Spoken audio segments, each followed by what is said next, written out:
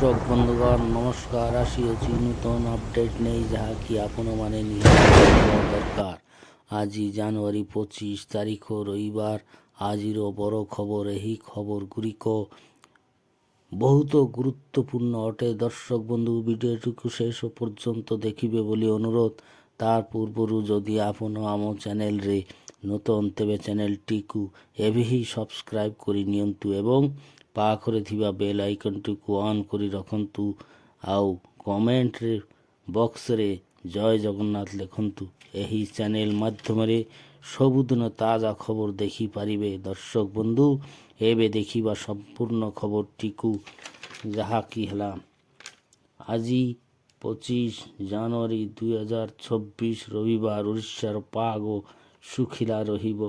घन कुहुरी पाई जिल्लार किछि किछि स्थान रे जिल्लाटी हेला ढेंकानाल। हालुकारू मध्यम कुहुरी पाई जिल्ला दुईटी हेला खोर्धा और कालाहांडी। दक्षिण ओडिशा जिल्लार कुहुरी देखा जाइछि। सबुठारु तापमात्रा अधिक होइथिबा जिल्लाटी हेला पाटलाखुमांडी ठारे 31.6 डिग्री सेल्सियस।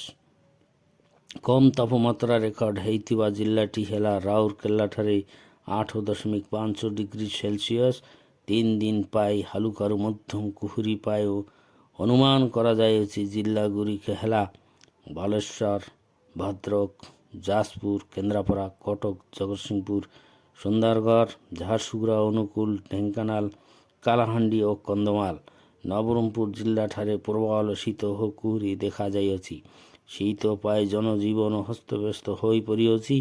केतुटी सहर और जिल्लार तापमात्रा रेकर्ड होइछि। नवरंगपुर ठारे 11 डिग्री सेल्सियस, फुलबानी ठारे 9 डिग्री, अनुकूल ठारे 11 डिग्री, झारसुगुड़ा ठारे 9 डिग्री, सुंदरगढ़ ठारे 10 डिग्री सेल्सियस, राउरकेला ठारे 8 डिग्री सेल्सियस रेकर्ड होइछि।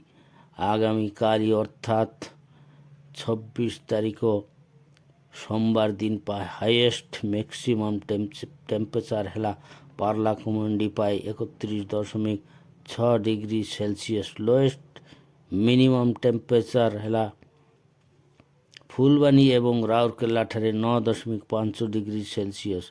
पहाड़िया अंचल जेमिति जी उदयगिरी ठारे 4.8 डिग्री सेल्सियस हालुकारू मध्यम कुहुरी हेबो। भवानीपाटना और पारादीप जिल्लार 200 मीटर रु 500 मीटर मध्य थिबो।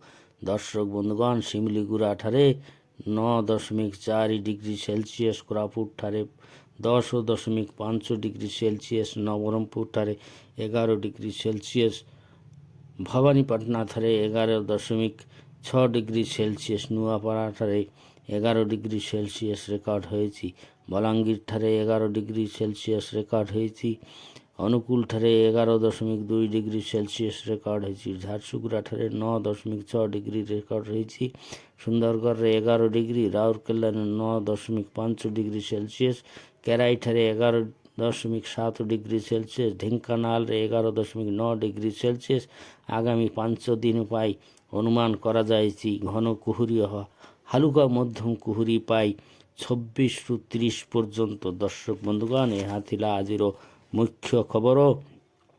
जदि वीडियोटी भल लगे तेबे एही इनफॉरमेशनटी जदि भल लगे तेबे लाइक करिवे और आपनक बंधु मानक संगरे शेयर करिवे बोली अनुरोध।